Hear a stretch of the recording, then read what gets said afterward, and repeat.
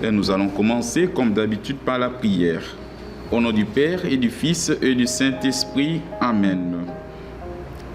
Sois attentif à nos appels, Seigneur, et dans ta bonté, protège ceux qui mettent leur espérance en ta miséricorde, afin que, purifiés de leurs péchés, ils persévèrent dans une vie de sainteté et deviennent les héritiers de ta promesse. Par Jésus le Christ, notre Seigneur. Amen. Oui, mes chers amis, nous allons continuer avec les mêmes schémas qu'hier. Et pour l'instant, nous allons bien sûr méditer sur le psaume proposé en cette soirée. Soyons tous, bien sûr, attentifs et méditons tous ensemble.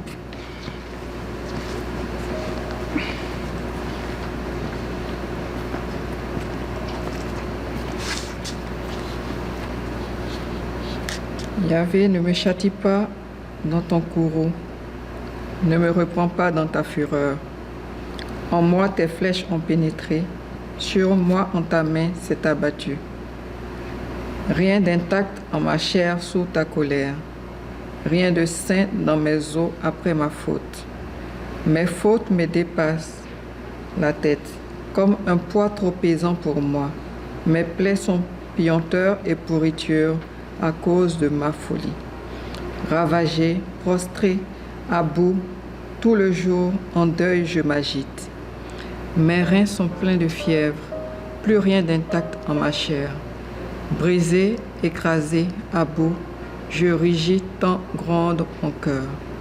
Seigneur, tout mon désir est devant toi. Pour toi, mon soupir n'est point caché. Le cœur me bat, ma force m'abandonne, et la lumière même de mes yeux. Amis et compagnons s'écartent de ma plaie. Mes plus proches se tiennent à distance. Ils posent des pièges, ceux qui traquent mon âme. Ils parlent de crimes, ceux qui cherchent mon malheur. Tout le jour, ils ruminent des trahisons. Et moi, comme un sourd, je n'entends pas. Comme un muet qui n'ouvre pas la bouche. Comme un homme qui n'a rien entendu. On n'a pas de réplique à la bouche. C'est toi, Yahvé, que j'espère. C'est toi qui répondras, Seigneur mon Dieu. J'ai dit qu'il ne rit de moi, qu'il ne gagne sur moi quand mon pied chancelle. Or, je suis voué à la chute. Mon tourment est devant moi sans relâche. Mon offense, oui, je la confesse. Je suis anxieux de ma faute. Ceux qui m'en veulent sans cause foisonnent. Ils sont légion à me haïr à tort, à me rendre le mal pour le bien, à m'accuser quand je cherche le bien. Ne m'abandonne pas, Yahvé, mon Dieu, ne sois pas loin de moi. Vite, viens à mon aide, Seigneur mon salut.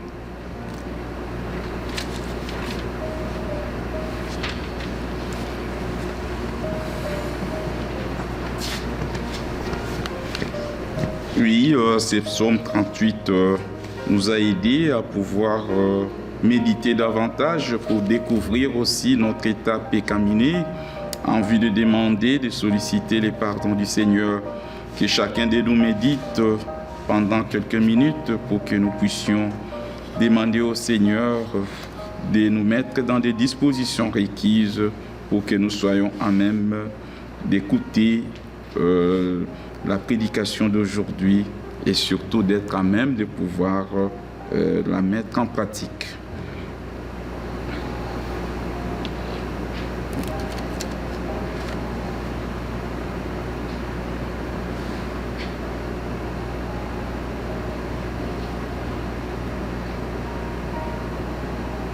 Le Seigneur soit avec vous et avec votre esprit. Proclamation de l'évangile de Jésus-Christ selon saint Matthieu. Gloire à toi, Seigneur. Au 18e chapitre, nous lisons: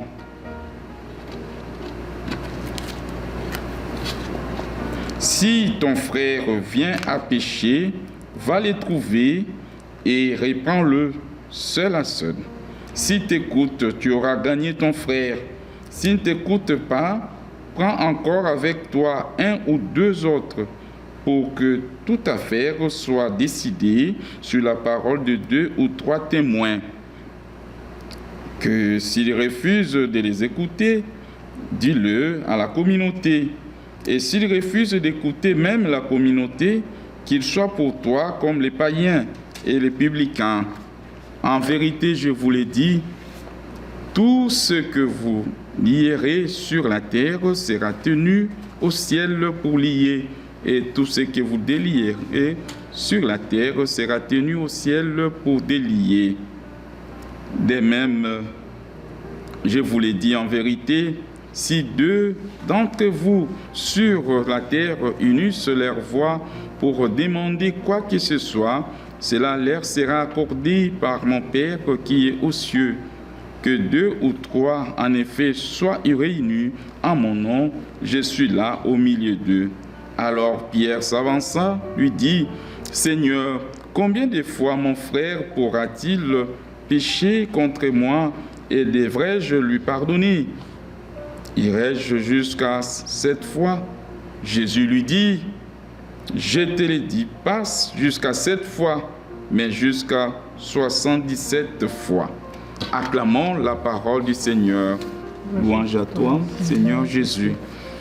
Bien-aimés dans le Christ, le thème d'aujourd'hui est ainsi libellé, pardonner sans cesse. Oui, nous avons besoin du pardon. Et hier, nous avons entendu comment le Seigneur a accordé son pardon à Zachée et comment il est habité, même dans le cœur de Zachée, qu'il a invité chez lui à la maison. Et le Seigneur a partagé bien sûr les banquets avec lui. Signe de joie d'un enfant perdu, récupéré. Et l'attitude de Zachée a aussi retenu notre attention puisqu'il a réglé ses comptes avec les personnes, je peux dire, à qui il a fait du mal. Voilà une démarche à suivre. Mais il ne suffit pas seulement de demander pardon au Seigneur.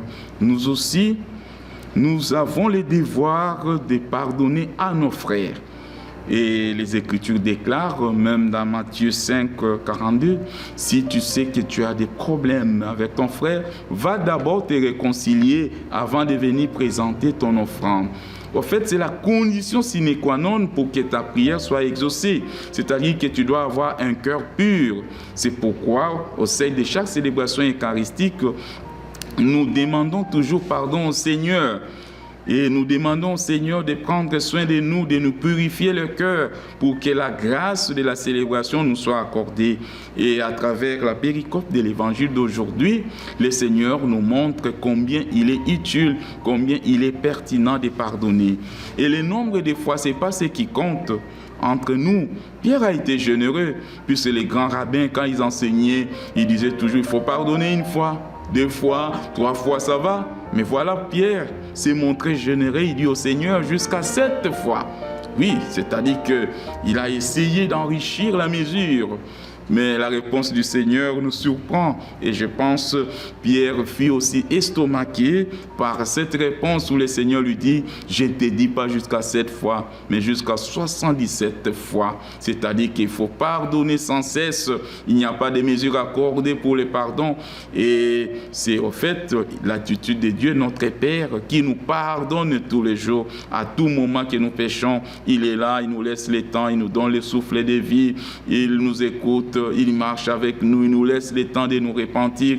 Et si nous venons vers lui en demandant pardon, le Seigneur ne nous refuse pas. Voilà aujourd'hui un exemple à suivre. Nous voudrions que notre marche vers Pâques soit une marche, je peux dire, avec succès, soit vraiment une marche, je peux dire, qui puisse porter des fruits, que ce soit une marche féconde. Mais il convient avant tout de demander pardon au Seigneur. Mais il ne suffit pas de demander pardon. Nous aussi, nous devons faire bien sûr une récapitulation de notre vie, une rétrospective pour voir si nous avons des problèmes à régler avec nos frères. Et le Seigneur aujourd'hui nous montre la bonne voie pour les faire. Souvent nous jugeons. Le Seigneur nous demande de ne pas juger. Le Seigneur fait la différence entre le péché et l'homme et la femme. Le Seigneur protège la femme, protège l'homme. Le Seigneur protège l'humain, mais le Seigneur stigmatise bien sûr les péchés, comme nous l'avons entendu le dimanche dernier, l'attitude du Seigneur à travers la femme adultère.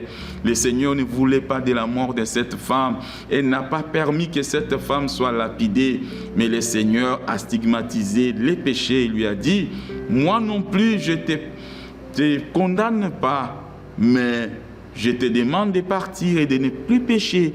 Voilà ce que le Seigneur recommande. Mais souvent, nous sommes les premiers à critiquer les autres. Mes chers amis, nous voyons facilement la paille qui se trouve bien sûr dans l'œil de l'autre, mais pas la poutre qui se trouve dans notre œil. Comme dit un adage, c'est puisqu'il y a la poutre que tu ne sais pas voir ce qui est bien à l'autre. On voit toujours le mal à l'autre. Et quand on tient un discours négatif, cherche d'abord à enlever la poutre. Quand tu vas enlever la poutre, tu vas bien voir que l'autre a des qualités, que l'autre a des richesses, l'autre a des ressources dont nous pourrions nous servir nous aussi. Toute la communauté, peut-être notre église, peut-être notre paroisse, peut-être notre cadre professionnel, peut-être en famille, pour que nous puissions aussi aller de l'avant. Voyons les biens. Et le Seigneur nous dit, si ton frère pêche, ne blâme pas, ne critique pas, ne condamne pas, ne cherche pas, je ne sais pas moi, les crucifier, mais va les voir pour lui donner conseil, pour lui montrer les chemins à suivre.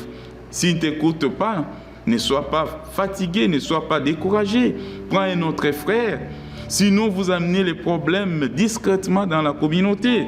C'est alors que si ce processus arrive, je peux dire à son terme, et que ton frère ne se réconcilie pas avec lui-même ou encore avec les autres, que vous pouviez les considérer comme un païen. Mais le souci majeur du Seigneur, ce n'est pas de considérer un frère, une sœur comme un païen, comme une païenne, mais c'est de les récupérer par la correction fraternelle, la manière de faire, c'est ce qui est important. Comment je peux stigmatiser? Pas brutalement. Je ne dois pas venir chez l'autre pour dire, voilà, tu es mauvais, tu as fait ceci. Non, mes chers amis, il y a toujours une méthode. La méthodologie dans tout ce que nous faisons a une place de choix. Même Jésus, il a enseigné, comme nous l'avons entendu le dimanche passé, tous ces grands, les scribes et les pharisiens qui lui ont amené la femme adultère. Mais Jésus n'a pas trop parlé, il ne faisait qu'écrire sur le sol, sur la terre, et il écoutait l'esprit de son Père. Et il a seulement posé une question, qui d'entre vous n'a jamais péché? Mais ceux-là ont pris la poudre d'escampette, c'est-à-dire qu'ils ont fui, en commençant par le plus vieux jusqu'au plus jeune. Pourquoi? Puisque leur démarche était insolite. Voilà ce que le Seigneur nous demande. Le Seigneur ne veut pas de la mort du pécheur, mais il veut que le pécheur se convertisse. Et nous, comme communauté, nous avons aussi un devoir, les uns vis-à-vis des autres, pour récupérer les autres, mais à travers, bien sûr, la correction fraternelle. Et en l'homme, en la femme, il y a tant de biens. Parle du bien, vois d'abord les biens qui est en l'autre. Oui, tu peux faire peut-être une petite remarque avec amour pour que l'autre puisse se convertir. Puisque si nous sommes ensemble et que nous sommes convertis, nous créons une synergie comme nous l'avons entendu dans l'Évangile. Si nous sommes ensemble et nous prions dans la vérité, le Seigneur va exaucer notre prière. Oui, hier, le Seigneur nous a invités à sa rencontre, mais aujourd'hui, il nous demande d'aller rencontrer nos frères et sœurs avec qui nous avons des problèmes et surtout de leur pardonner. Et la manière de pardonner, un peu comme je l'ai dit, c'est la réponse donnée à Pierre. Il faut pardonner sans cesse. Il ne faut pas mesurer, il ne faut pas calculer. Quand on calcule, c'est alors qu'on tombe dans les pièges de ne pas pardonner. Mais quand on ne calcule pas, le pardon devient, je peux dire, un élément faisant partie de ma vie intégrante. À tout moment, je pardonne puisque Dieu me pardonne et en pardonnant, je gagne un frère et un frère peut être un fauteuil pour moi, un fauteuil roulant, peut être une chance pour moi, peut être une source de bénédiction pour moi, peut être une ressource, je peux dire, dont je peux me servir pour, bien sûr, rectifier les tirs dans ma vie, pour enrichir ma vie. Que le Seigneur nous donne la grâce de pardonner, d'oublier. Il y en a qui disent, on pardonne, mais on n'oublie pas. Non, il faut demander comme grâce. Et ce n'est pas facile pardonner, mais c'est une grâce qu'on demande au Seigneur. Et les pardons, génère bien sûr la libération. Quand on pardonne, on se sent libéré. Les pardons engendrent bien sûr la joie. Quand on pardonne, on a la joie, puisqu'on n'a pas de problème avec l'autre et on n'a pas à se mesurer, on n'a pas à se comparer, on n'a pas à avoir peur, on devient libre. Et les pardons, c'est aussi, je peux dire, la source de bonheur.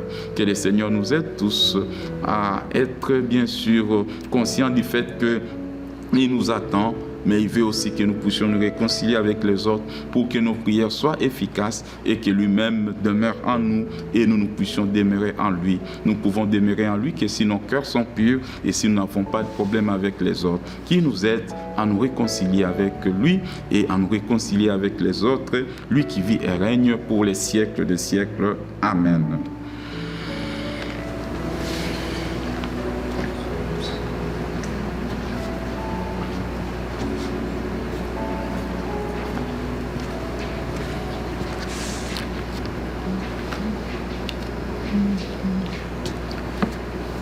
Des profondeurs, je crie vers toi, Yahvé.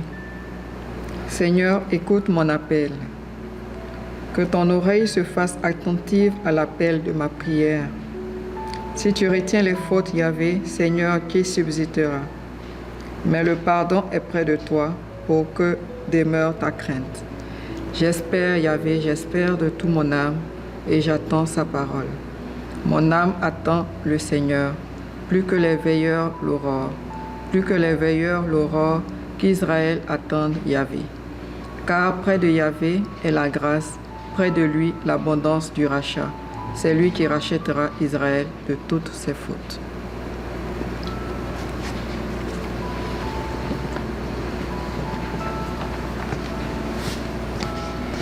Cet extrait de Psaume 130 nous aide encore à approfondir bien sûr notre élan de nous diriger vers les pardons et d'obtenir les pardons du Seigneur et d'accorder aussi les pardons aux autres. Présentement, nous allons faire monter nos voix vers le Seigneur en lui présentant nos supplications pour nous-mêmes et pour notre communauté. Prions tous ensemble.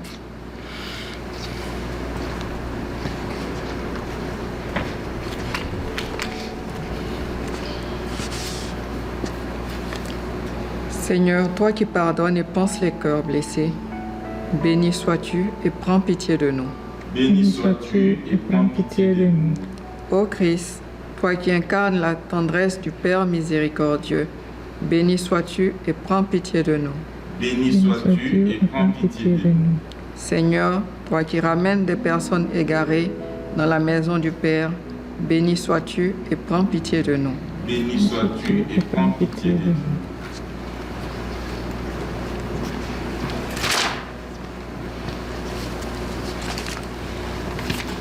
Telles sont nos intentions de prière, Seigneur. Daigne les exaucer en nous accordant un cœur qui pardonne, un cœur qui oublie ce que nous avons subi de la part des autres, mais un cœur prêt à recommencer une nouvelle vie avec les autres, en accordant aux autres les bénéfices d'un préjugé favorable. Que l'amour fraternel puisse unir tout le monde qui est ici pour que nous puissions faire marquer notre vie, bien sûr, de la correction fraternelle plutôt que d'être des juges des autres. Nous t'avons ainsi prié, toi qui vis et règnes pour les siècles des siècles. Amen. Comme l'avons appris du Sauveur et selon son commandement, nous osons dire: Notre Père qui es aux cieux, que ton nom soit sanctifié, que ton règne vienne, que ta volonté soit faite sur la terre comme au ciel. Donne-nous aujourd'hui notre pain de ce jour. Pardonne-nous nos offenses, comme nous pardonnons aussi à ceux qui nous ont offensés. Et ne nous laisse pas entrer en tentation, mais délivre-nous du mal. Amen. Avant la bénédiction finale, nous tenons à vous informer que demain, vendredi, à 19h, il y aura une séance en présentiel. En fait, la séance de demain portera sur la récapitulation de l'enseignement que vous avez eu pour mercredi soir, pour aujourd'hui, jeudi soir. Et cela sera suivi par une conclusion, c'est-à-dire par une invitation à l'absolution. Et ceux qui auront bien sûr à développer les désirs de rencontrer les prêtres individuellement. Il y a 2 prêtres qui seront là et ils peuvent bien sûr entamer cette démarche. Voilà, je vous remercie pour votre participation et je remercie tout le monde qui a aidé à ce que nous pourrions bien sûr tenir la séance d'aujourd'hui, et en particulier à Madame Claudia, et je remercie aussi Madame Réa, qui était avec nous avant la séance, et puis Valérie, et qui nous a aidés pour la lecture des psaumes, pour la prière. Elle a beaucoup prié pour vous, et ça on doit le reconnaître. Et merci pour tous les volontaires. Donc si quelqu'un a une idée, a des initiatives à prendre, l'église nous appartient nous tous. Ce n'est pas l'église des curés, ce n'est pas l'église des vicaires, ce n'est pas l'église de qui que ce soit, mais nous voudrions former une synergie pour que notre église puisse aller de l'avant. Nous voudrions travailler pour la visibilité matérielle et spirituelle de notre église. Encore une fois, merci de votre participation. Le Seigneur soit avec vous. Que Dieu Tout-Puissant nous garde et nous bénisse, les Pères, les Fils et les Saint-Esprit. Amen. Allez dans la paix du Christ. Nous rendons grâce à Dieu. Et bonne fin de soirée à vous tous. Merci. Merci.